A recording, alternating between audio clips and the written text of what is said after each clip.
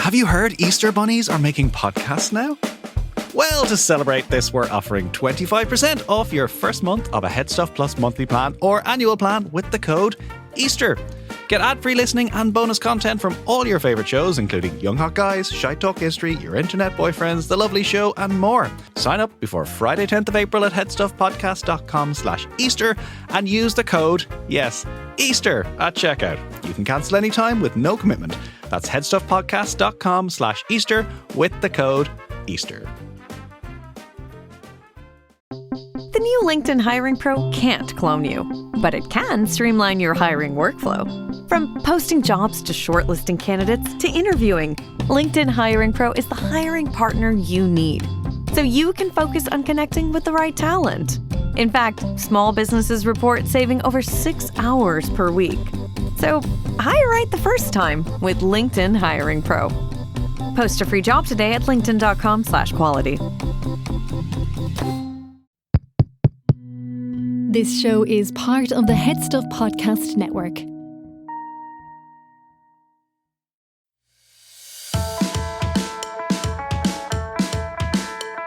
Hi, I'm Niamh Kavanagh. And I'm Gearoid Farrelly. And you're listening to Agony Rants.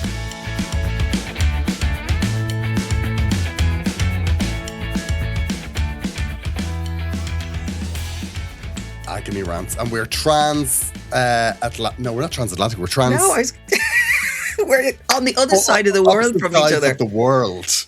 I know. Oh, Niamh. I have to say, Niamh, I'm having a ball. I'm so pleased to hear that. Because as a mammy, right, I felt the strings disconnecting when you went away, you know, like you're my mammy. And where's my baby? He's all away. I know we're friends, but you know what I mean. Well, it's interesting because I think you're the only person that's feeling that. Everyone's like, bye. Niamh, I'm having a ball. Here's what I've learned.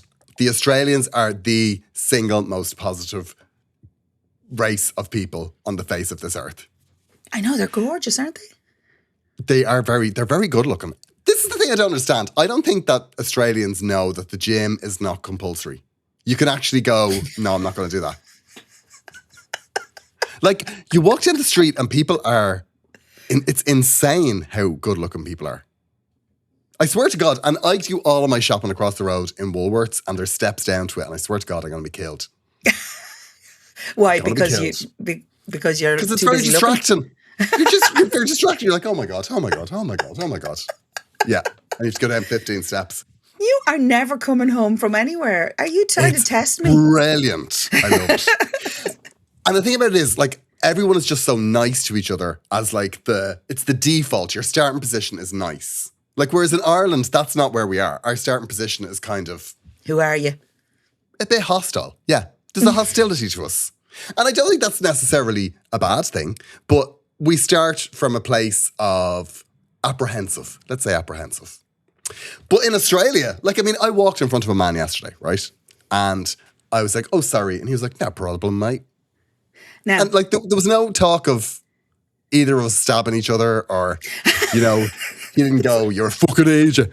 And I, you know, like, everyone was just like, it was like, have a nice day now. I was like, this is unbelievable. Did you stand in front of him on purpose, though? Was he a good-looking fella? Like, No, he was a little old man. But they're hostile. They're just as hostile as everybody else. Oh, okay. Yeah. So, yeah, I'm having a ball. I'm doing my show at the trade hall, I think it's called. You think? I mean, you go there every day, maybe. No, I get brought, Niamh.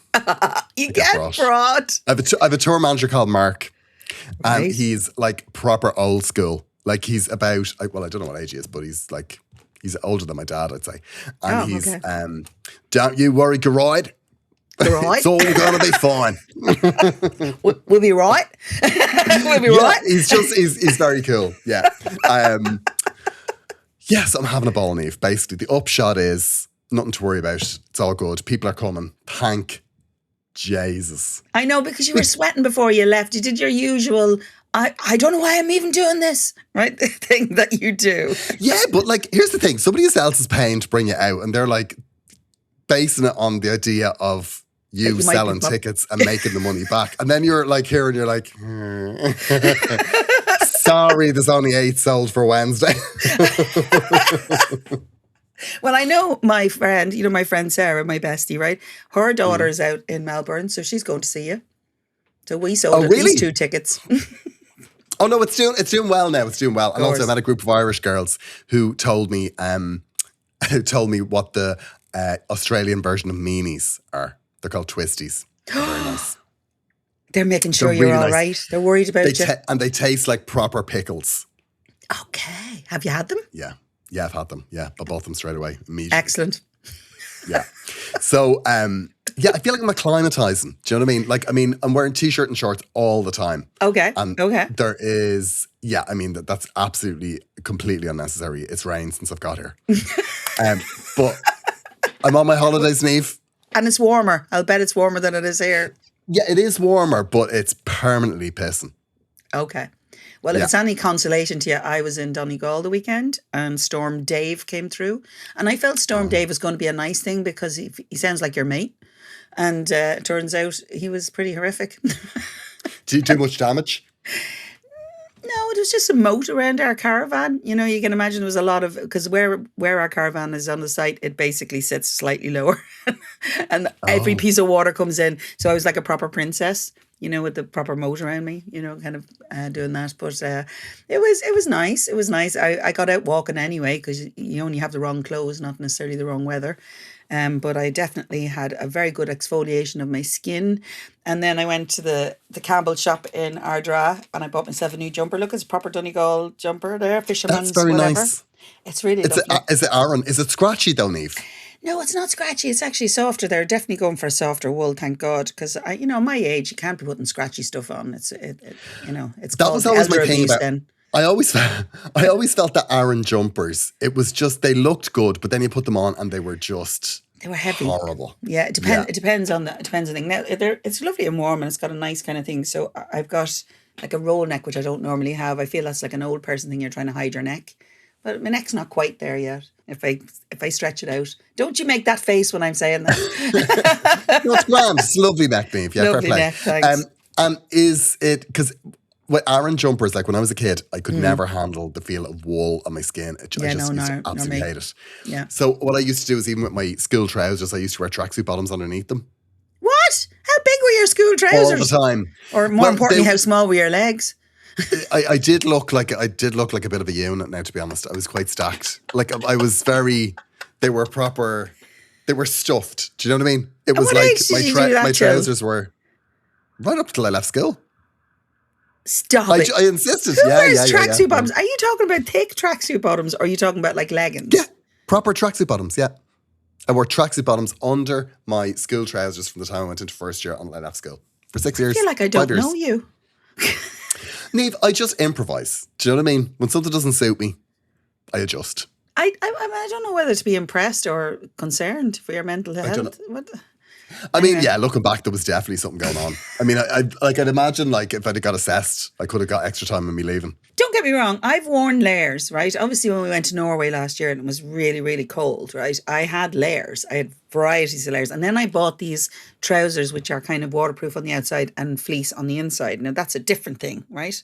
But a similar concept, I suppose, for you. But I couldn't imagine wearing a full tracksuit, like proper grey flannel tracksuit. Like, wow. Yeah.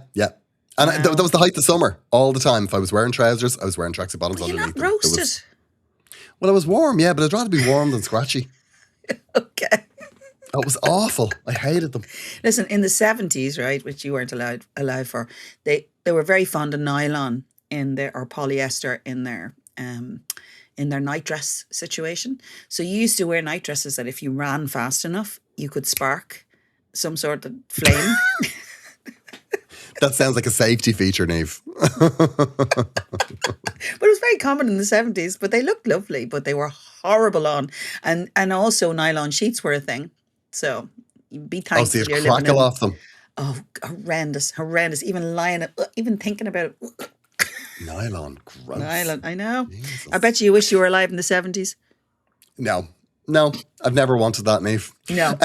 Tell me, what have you been up to? I've been really busy working, doing different things, and then trying to do some work around the house. And then this week I am doing some recording for a friend of ours who used to work in Head Stuff. Remember Tay? I'm going to go in and record a couple of tracks with Tay.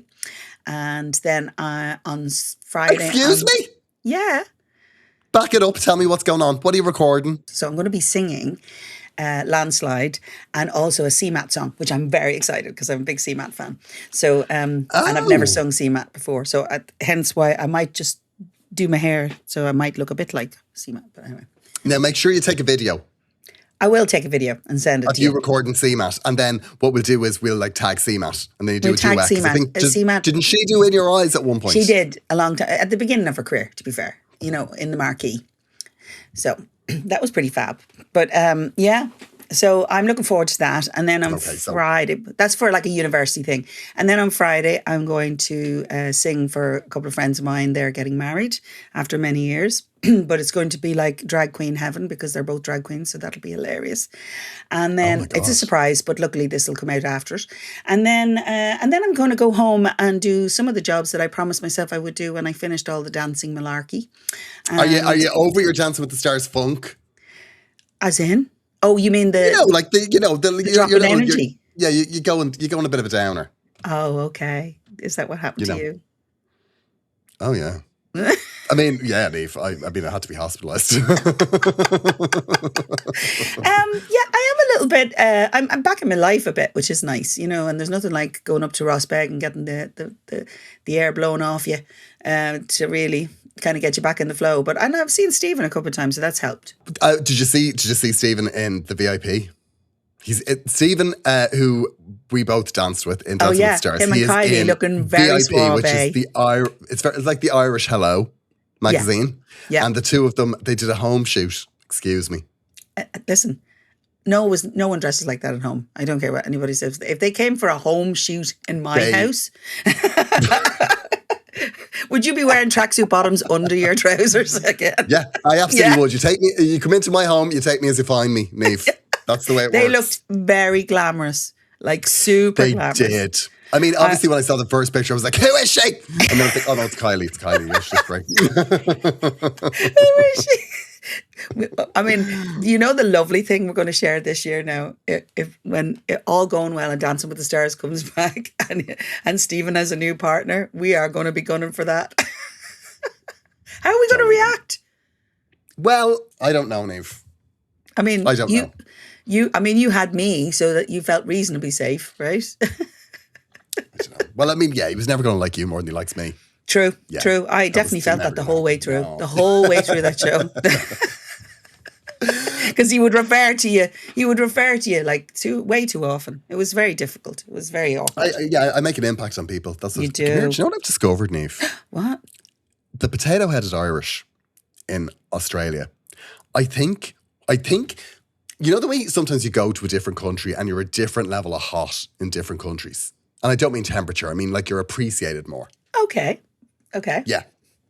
You know like when you have an ugly mate and then all of a sudden they're marrying someone from another country who is way better looking than them. And you're like, how did that even happen? You know the way that happens? I would never say that because, you know, I could be that mate. No, you're not. No, but you know, Niamh, like, you know, when you meet someone that's a bit mental and then they introduce you to the person they're marrying and then they're like from a different country, but they're like way hotter than they are. And you're like, how does this work? What they appreciate in different countries is different things, you see. See, exactly. This is what I mean. What are you saying? Is that happening in Australia for you? I think I'm appreciated in Australia, yeah. My potato head. I would have it that you're not appreciated everywhere, Gearoid. No, come on, I'm bang average. But over here, they don't have many bang average. Everyone has got like guns and pecs and everything going on. And I've none of it. I thought you meant guns as in. No. I've got absolutely none of it. Like a waiter was chatting me up and I didn't even realise. Yeah. Look at you. Joanne was like, do you realise he was chatting you up? And I was like, no. Oh, you're so blasé. I could have taken the tip back and just rode him. I wouldn't have, Niamh. I'm just saying. I'm just saying the option was there. So yeah, I'm having a lovely time, feeling appreciated, having a ball. Well, I'm really missing you. Oh, get over it, Niamh. Come on. Okay. Come on. I'm afraid you're never coming back. It's the flight. I don't know if I could handle the flight again. That was a long That's time. the reason I would stay. Like, Just because of the flight. You can't put somebody on a plane for 26 hours and then give them the time of their life and then expect them to go 26 hours back. Oh, No. yeah. Okay. I get that. Too much. On my way over, right, I was sitting between a mother and daughter. Okay. And how did that happen? They acted like I wasn't even there. And where were you sitting? Tell me the seat situation. I was cargo class. Like, I was basically, like, if I put it to you this way, if they needed to dump fuel, they would have dumped our cabin before they did dumped fuel. So a bit of ballast. If they needed to get rid of the ballast, okay, go on. That's how cheap of the seats we were. Okay. So I was in like when there's four together. Yes, in the centre. Yeah. So there was boyfriend, girl, me, mother. Oh, and you wanted the aisle. I wasn't on the aisle. I was in the middle. Mother was on the Why aisle. were you sitting between why would you not I have no idea because that old bitch wanted the aisle. Yeah, oh yeah, that's difficult. And do you know what? She handed sweets over me. They had a full conversation over me. I was just like, I'm going to kill these two. And where were they from? Scotland. Oh, you see. And I do like the Scots. I like do the Scots. too. They're very nice. But this woman now, she was an absolute bastard.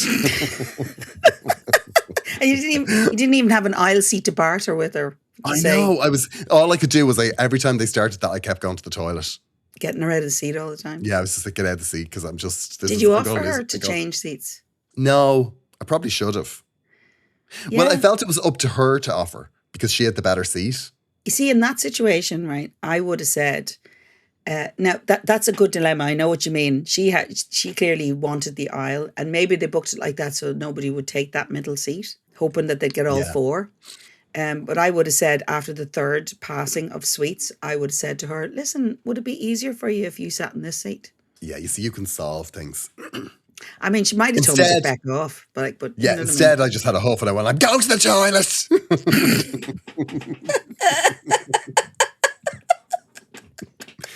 Nothing got solved.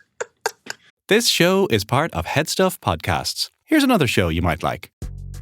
Sorry now to interrupt the beautiful episode that you're listening to, but if you're enjoying this, you might like to listen to us. We are your internet boyfriends. My name is Mark T. Cox. I'm Dennis Len. And we are one gay, one straight, both gorgeous. You can catch us every Thursday where I'll be telling you stories like how best to take out your bins and how to navigate your way through a lovely monogamous relationship. And I might tell you things like how to juggle multiple romances or maybe how to make an advance on that beautiful German daddy that you just found at the health spa. Beautiful. Okay, go back to your little podcast episode there now and be sure to visit us on your Thursdays. Oh. Tomorrow morning is knocking. Stock your fridge now. How about a creamy mocha frappuccino drink? Or a sweet vanilla? Smooth caramel maybe? Or a white chocolate mocha? Whichever you choose, delicious coffee awaits. Find Starbucks Frappuccino drinks wherever you buy your groceries. Amazon presents Jeff versus Taco Truck Salsa. Whether it's Verde, Roja, or the orange one. For Jeff, trying any salsa is like playing Russian roulette with a flamethrower. Luckily, Jeff saved with Amazon and stocked up on antacids, ginger tea, and milk. Habanero? More like habanero, yes. Save the everyday with Amazon.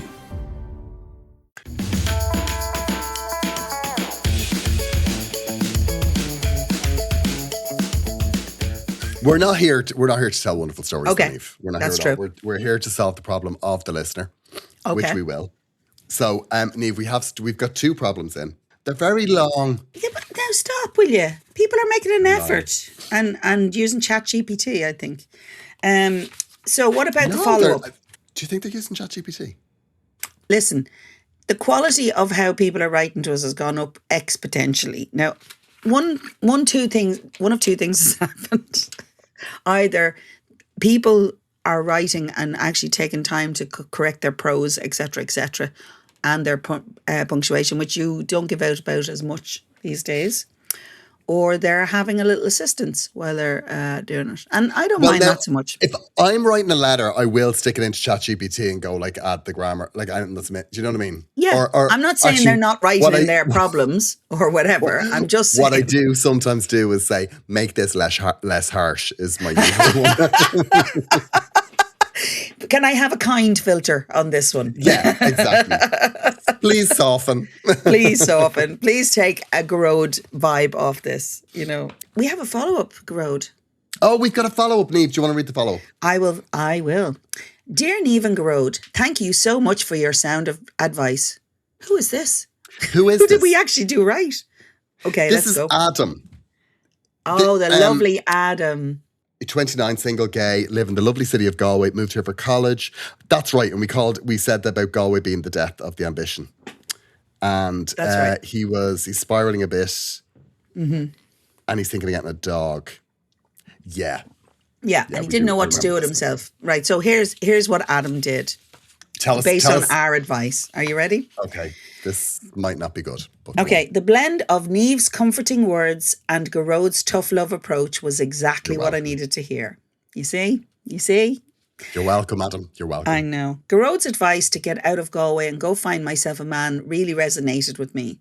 So I quit my job, left my house and moved to Australia. Yeah, okay. All I'm going to say is I feel very vulnerable now that I'm here. Okay. I think when you should. Ruin somebody's life. I think you should, because it goes on. The next thing he says, and under your instruction, meaning yours, Gearoid, because it's certainly not mine, I plan to ride my way across the country in search of that man. Yeah, that's a bit of me now. That does sound like something I'd say. That's more you than me. Okay. Yeah. I'm not saying I wouldn't think it, but I'm just thinking maybe, I wouldn't say it. That's my advice. Yeah. Okay, so I'll stay for a year or maybe 2, then I'll be back and maybe looking to settle down. Any chance ye know of any suitable husband material? I figured between you both you'd have a better reach across the gay landscape of Ireland. It might be a better chance than Tinder or Grindr. Would you use Tinder to find a gay man? Is that a thing? I don't know. I presume you can use Tinder and Hinge. You would imagine so. I don't think it's the go-to though, is it? It's the go-to if you want to talk to them and learn their name. Oh, okay. Does that not happen? You wouldn't bother with any of that now on the other ones, I don't think. Okay. Yeah. Let's just leave that there. I don't know either of them, so I can't say. Looking forward to seeing you in the Melbourne Comedy Festival. Kind regards, Adam. So Adam has a date with you. I hope he's happy with his life. Maybe he was that waiter. Was he that waiter? Very exposed. No, that waiter was. He was like a guy that talked like that the whole time. No, the whole time. Yeah, he was really like those like I'm a cheapy chappy. Yeah. So like Dick Van Dyke, but Australian. Yeah, like an Australian Dick Van Dyke with big ears. Okay, but not as old, I would imagine, because he's like nearly 100 or 100 or something. Anyway, so that's a lovely follow-up. I mean, it seems extreme to go from Galway to Australia. I don't think we said go all the way there, did we? I don't think so, but listen, I'm not against it. I think, listen, now that I've seen Australia, I mean, talk to me a week ago and I would have been like, oh God, it's very far. Yeah. But now that I'm here, my God. I do. I love it. I mean, listen, I haven't been chatted up in about 20 years. I know. Who are you telling? It's a lot longer for me. Come on. I've seen men chat you up, Niamh. No, you haven't. Who's chatting me up? Yes, I have. That doesn't count if they're gay. No, I saw a straight man chat you up, Niamh. I've seen 2 straight men chat you up. Okay, who are they? Where? Well, I don't know who they are, but I did see it. I was like, oh, look at this. She's still got it. Whatever that is. Whatever it, she has it hanging out.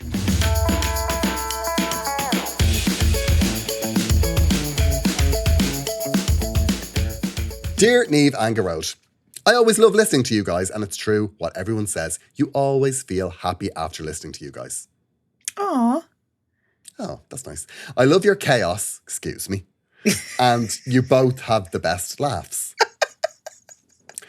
I'm in a situation that I genuinely don't know how to navigate without either blowing up my life or quietly losing my mind. Our favourite kind of problem. Yeah. I'll be honest with you. Our favourite. It's an average Tuesday for me, Niamh. I'm a gay man in my late 20s, and about a year ago, I became really close with a colleague of mine, Tom. He's straight, as far as I know, has only ever dated women, and is currently single after a messy breakup. What started as casual work chats turned into daily coffees, long walks after work, and now, honestly, he's the person I talk to most. Aww. That's nice, isn't it? Here's the problem. I've completely fallen for him. Of course you have.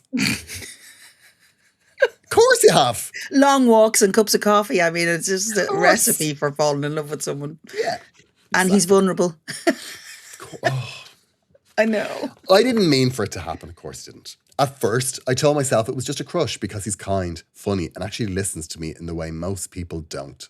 Oh my gosh. But over time, it's become something deeper. He confides in me about everything. His ex, his fears, even things he says he's never told anyone else. He hugs me a lot, sometimes lingers a bit too long, and once when he was drunk, told me I was the best person in his life right now. Oh my God. Be still, my beaten penis. Jesus. I know what you're thinking. Classic gay guy falls for straight best friend, I know. But what's messing with my head is that sometimes his behaviour feels blurry. He's very physically affectionate. He gets a bit jealous when I mention dates and once joked that if he were gay, I'd be exactly his type.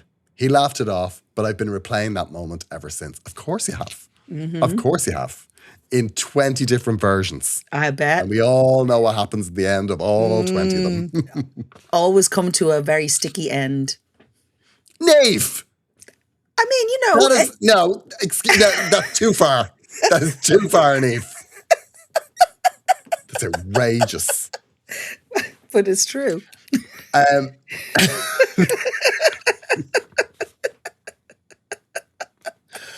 Okay. I haven't told him how I feel because I'm terrified of losing him. He's become such an important part of my life. I don't think I could handle the awkwardness or distance if he didn't feel the same. At the same time, staying silent is starting to hurt. I feel stuck in this half relationship where I'm emotionally invested and he's just being a really close, straight friend, I think. Oh, this is heartbreaking. Okay. To make things worse, he recently started casually seeing a woman again. Oh, the bitch. And I felt this awful, irrational jealousy that I had to hide. I hate feeling like this. It's not fair on him and it's definitely not healthy for me. So here's my question. Do I tell him and risk everything? Or do I keep quiet and try to get over it? And if I do the latter, how when he's such a constant presence in my life? Yeah. Please help me untangle this before I either confess something I can't take back or quietly spiral. Hope I don't bring the pod down. Names changed, of course, Gearoid. Brian, I don't like the tude. I love it because it's in capitals, Gearoid. Let's hope Brian is actually a changed name.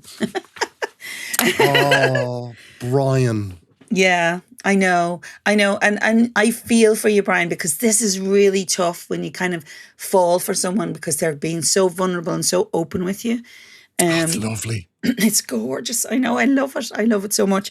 But I will say there was some interesting comment you made here, and it said, at the same, staying silent is starting to hurt. I feel stuck in this half relationship where I'm emotionally invested and he's just being a really close friend. Why would you not think he would be as emotionally invested? He may not want to have sex with you, but that doesn't mean he's not emotionally invested in you.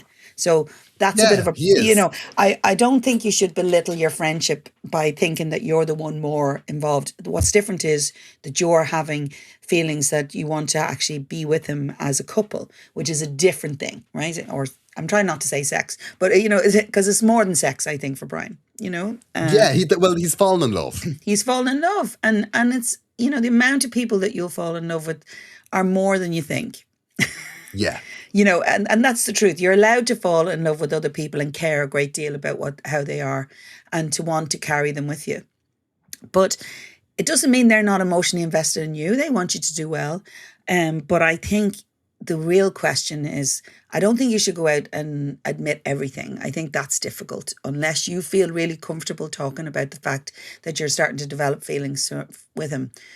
I think possibly if he's dating a girl casually, why don't you go on a few casual dates around him and see how he reacts to that? Maybe you'll push him into that, if he is feeling that way for you. But I think you need to take the pressure off you and him, because he's your whole emotional support right now and possibly your whole crush. And I think you need to find a little space elsewhere. You don't have to be going out and looking for someone you're going to fall in love with. Just go out and have a bit of fun and try to take the pressure off that. You know what I mean? You see, here's the problem with this, right? Is that I think somebody like Brian loves a bit of a pine. Do you know what I mean? Oh, yeah. I love people like that. It's nice to just, you pine after somebody and it's all very, you it's never all have just to beyond actually arm's reach. Yeah. And I feel that what he should do, right? I agree with your point of, you should probably like go on dates. Yeah. But I think what you should do is, if he's been that open with you and he said, when I mentioned dates, he once joked that if he were gay, I'd be exactly his type, right? Mm-hmm.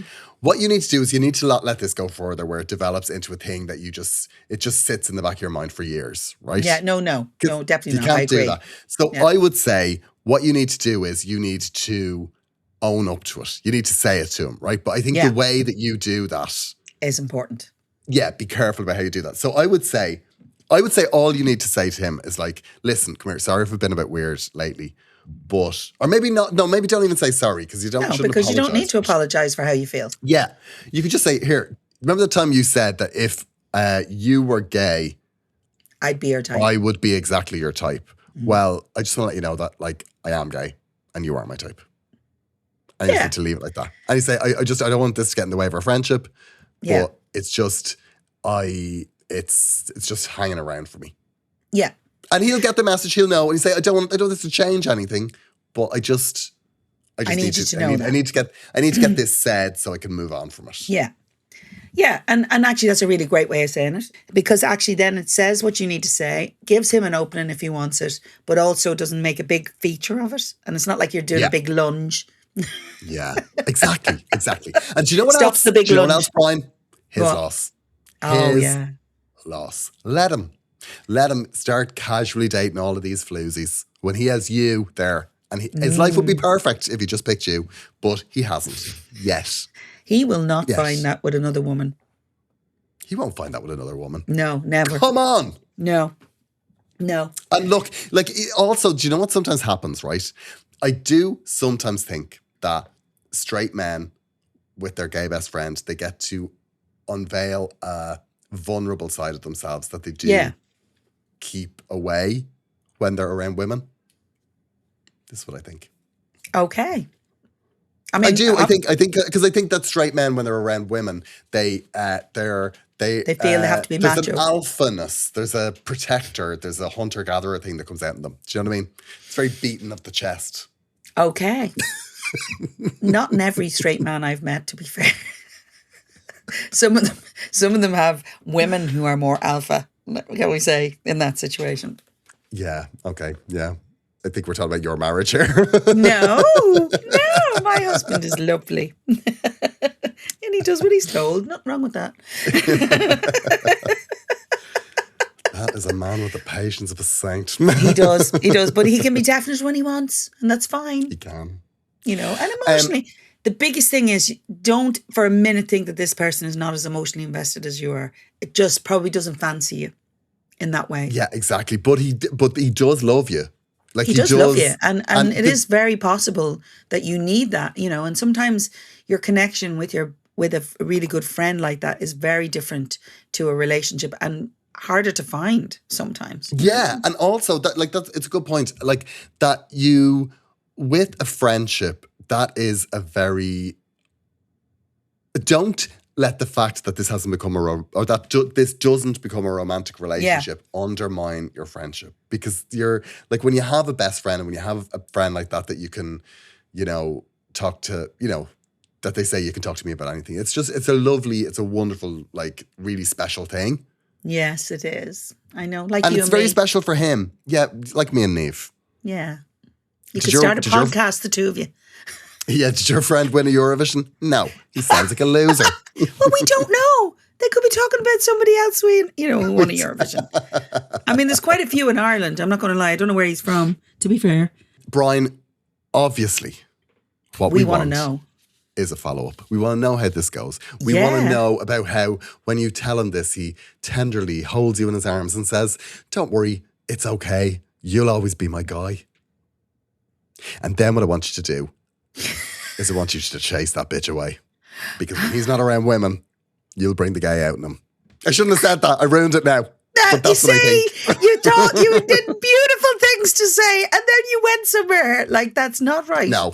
Do you know what you could do, right? You know, if you're ever both drunk together, right? And Jesus. He does that, and if he does that, like, if I wasn't gay. Yeah. You know, if I was gay, if he does that, that's a lob the gob moment. Oh, a lob the gob? Well, I am gay. So here. Get in. I actually started to move away from the mic when you did that. It was just like very unexpected. I think there's this thing that's going on, and this is the only caveat that I'm going to put in this, right? Okay. Because this is a beautiful relationship and there's a beautiful friendship here, right? It is. But. Oh, there's a but. People are narcissists. And sometimes straight men like to gay bait. They like the attention of gay men. Mm-hmm. Because the attention of gay men can sometimes be overt and it can sometimes give them a little dopamine hit. It's they know they can have you if they they wanted you. Do you know what I mean? And then they also it's think, an ego boost. Yeah, and they also think that because you've been clear that they're straight, that they have a get out of jail card and they can enjoy it. Well, I don't know about that. I don't think it goes that far, but it definitely goes as far as this. No, I don't mean physically, but enjoy the attention. Oh yeah, the attraction, the attention, and all of that sort of stuff. Uh-huh. So, but just I don't think that this is in there, but don't let it go there. Don't let him feed off your attraction because that's not fair on you. Unfortunately, I will say this. If you go heavy on this, you probably will create a space if he's not for it. More importantly, you may have to let go of some of it in order to successfully move into a relationship. So I think you should be dating a bit. I mean, I know your heart might not be in it. I think you should be honest with him. Yeah. I think you should be honest with him gently, just so that he knows. Because if you were a girl and there was that level of closeness going on, there would be a natural... There would be a conversation. Yeah. There would be a conversation. There would have to be. You would have to say, listen, don't leave me on here. You know what I mean? So it's okay to have this conversation. It's a little bit, a little bit bringing out the side of me. So it would be helpful if you weren't quite so overtly telling me. Yeah, and they don't even have to change it, but you just have to say, like, just be aware that I kind of fancy it. This is a potential for me. Yeah, you'd be right up my street, babes. Yeah, I know. I know. My bestie gets very upset when I say the word babes. If I call people babes, it's a thing. She thinks I'm not young enough for that. No, Niamh. You're very young. You're a young soul. Oh, bless you. Right. So let us know how you get on, Brian. Yeah, we want updates. Yeah, we do. And there's no update too small. There really isn't in this situation. So even a reaction to our advice and see if it makes sense to you. Do you know what I mean? And a photo. I'd like a photo. Niamh always needs a visual. I like photos, just in case I meet you somewhere and I want to go, oh. So we have another problem. You ready? We have another problem, Niamh. Hit us off. All right. Dear Agony Rants, I'm writing in because I'm at risk of losing one of my closest friendships over a job we probably never should have taken on together. My friend Liam, there's a lot of inverted commas, and I have known each other for years. We've always joked that we'd make a great team because we get along so well, have the same sense of humour and balance each other out. So when the opportunity came up for us to collaborate professionally on a freelance project, it felt like a no-brainer. Except it's been a complete disaster. Of course it has. Well, of course, because you think you're going to get on, but everybody has their way of working. I'm quite structured and take deadlines seriously. Liam, on the other hand, is, how do I put this kindly, chaotic. He's brilliant and creative, but he leaves things up to the last minute, misses meetings, and treats client calls like casual catch-ups. He'll show up late, crack jokes that don't always land, and once even took a call from bed because he didn't think it needed to be formal. Oh my God. Now, I have to say Joanne does this. Joanna's partial to a Zoom from her bed. Okay. At first I tried In to her laugh it bottoms. off. Oh yeah, I know. That's just a note for anybody who's going to do any Zooms with Joanne for future reference, okay? Yeah. At first I tried to laugh it off because that's just him, but it's starting to affect our work. The client has made a few polite comments about professionalism, and I'm the one picking up the slack, rewriting emails, double-checking everything, and quietly apologising for things he doesn't even realise are an issue. The worst part is I don't feel like I can say anything without it turning awkward. Our whole friendship is built on being easygoing and not taking things too seriously. I'm worried that if I suddenly start criticising, he'll either get defensive or feel blindsided. But at the same time, I'm getting resentful. Bloody right. I feel like I'm carrying us and it's making me see him differently. Not just as a chaotic friend, but as someone unreliable. I hate that. I've started dreading work messages from him and that's not a good sign. So what do I do? Do I sit him down and risk hurting the friendship by being honest about how unprofessional he's being? Or do I just push through until the project ends and quietly promise myself never to mix work with friendship again? I really don't want to lose him. Sorry, I don't want this to keep going the way it is. Also, I want to say we are two straight men and I absolutely love your podcast. Oh my God, I love it. Well, excuse me. Often imitated, never bettered. Looking forward to the life-changing advice, I hope. David. Well, I mean, you bought yourself a lot by saying that about the podcast now, to be honest. But Wow. This is a tough one. Now, the first question I have is, Gearoid, this isn't you writing in a way to tell me that I'm unprofessional at what I'm doing. No, I mean, this, no. I mean, could it be this? Absolutely, 100%. I mean, it could, yeah. But you would just say it to my face.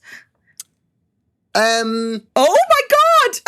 Yeah, I mean, I try. But like, you can sort of say, sometimes you can say things to your face and you just don't accept the criticism. Well, I file it under, is this important to my life? You've got a very strong defense shield. You know, like you're very, that sounds like a you problem. Which I really respect. He said very quickly. I do think working with friends pushes things into a different arena. Do you know what I mean? Because all of a sudden you're like particularly when there's a client involved. Like that's tough. It was very tough. Because it's one thing collaborating with someone and being in a space and then having to get through it together. It's another thing when you have somebody, and if you work at a certain level, you're expecting things to be that way.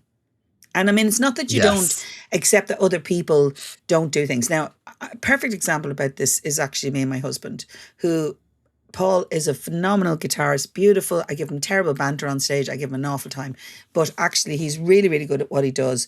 But he does not have the same sense of urgency when we go into certain circumstances. So what happens is, if we're doing a gig in the corporate world, he doesn't feel the same urgency that you might have to have for that. Shall we say, is that the best way I can put that?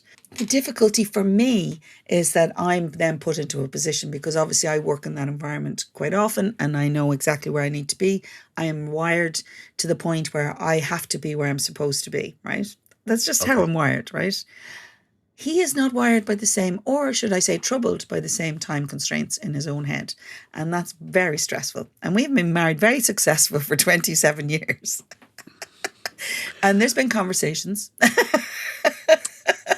But at the same time, you make that work. And I would imagine the way you make that work is that you don't talk to him the way a professional singer and their guitarist talk to each other.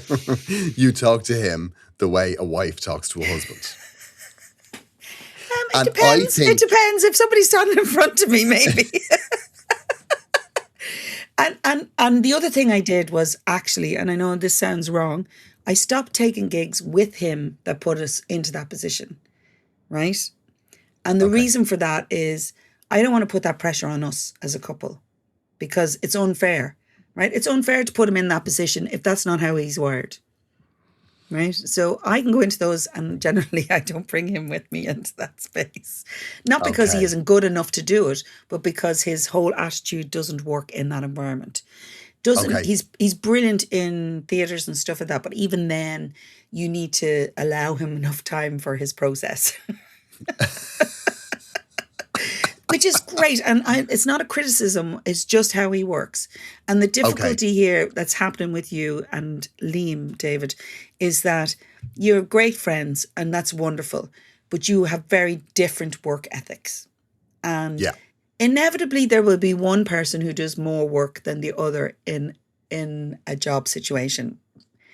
Isn't that right, Gearoid? 100% me.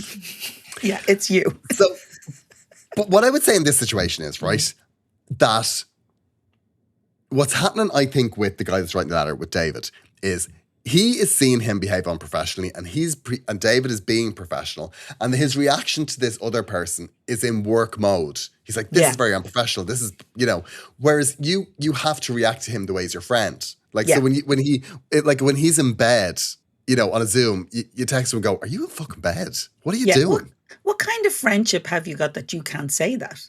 Because to be honest, you and I would be brutally honest with each other at times. Niamh would be brutally honest with me. Go on. we know who we are in this relationship. Yeah. No, but the thing is, if you're working with someone, or even if you have a friend, you can say stuff like that to them without hurting them, because they know you love them. So that's it. Like, you just go, what are you doing? Right? This is important. Get out of bed. You have to have a come to Jesus conversation with your friend and say, for the sake of our friendship, because actually he is as responsible as you in this situation. It's not just your responsibility to keep him as a friend. He has to be acting in a way that keeps you as a friend in this project. Yeah, totally. And I think what you could do, you could think of, like, if you are concerned about how he works with clients, maybe just say, can I do that bit? Or can I do the client facing stuff? Have a meeting with just you and your friend based on the work. Start it with, we are best friends, we will be to the end, right? That's the end of the conversation. I love you as my friend. In order for this to work, we have to kind of figure out how to make this work as a group. We have different ways of working. This needs to happen for this to be professional and do whatever we need to do if we want this project to continue. So I would then strongly advise, unless he completely changes the way he works, or at least you can find somewhere in the middle, that you don't work together again. Yeah.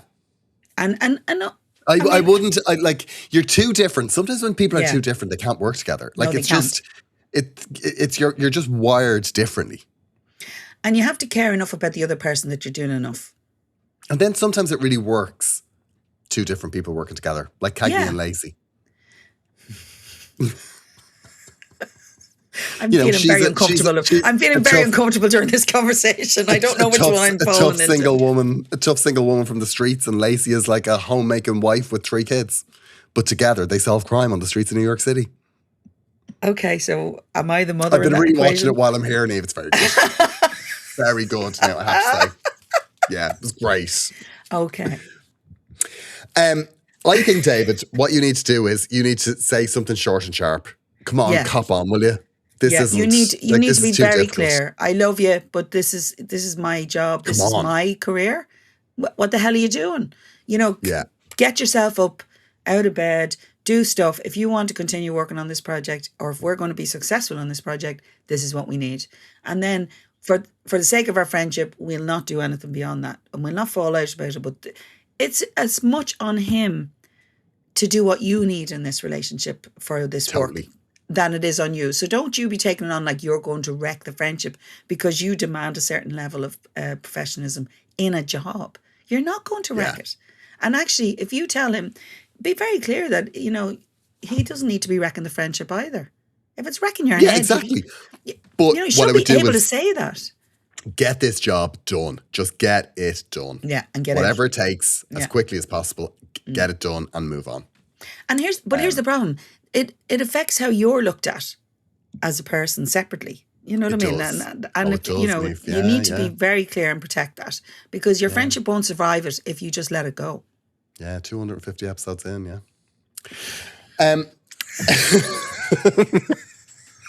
Jesus Christ.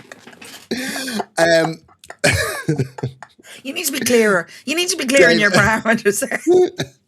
David, we hope we've helped. Obviously, we need an update. But also, just this is something. Just get this done. Get every aspect of this done. Don't linger over this. Just be like, come on, please don't be in bed on a Zoom, for God's sake. Yeah, and to be fair, be ready if you're having that conversation that he's going to bring some stuff to you.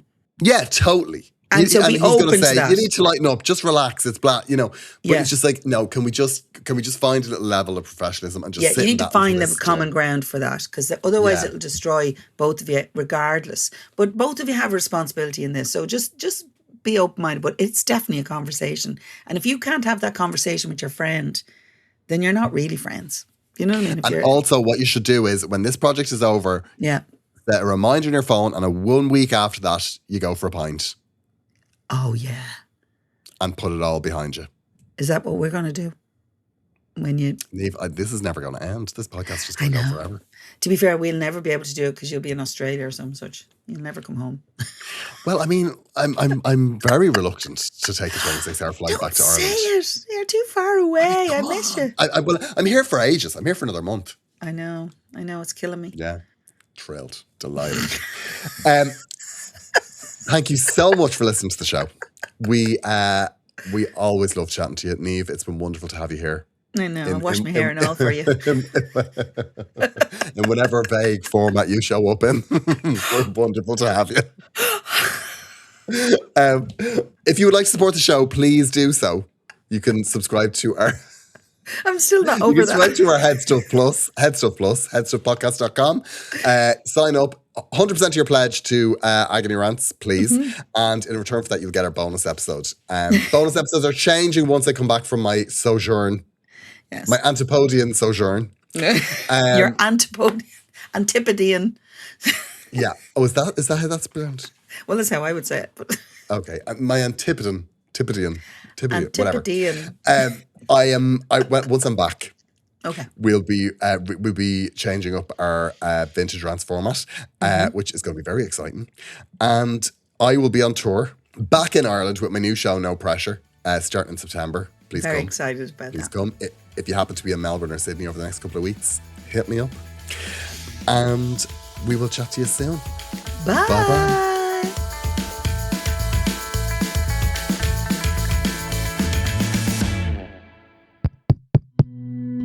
This show is part of the Headstuff Podcast Network, a hub for the creative and the curious.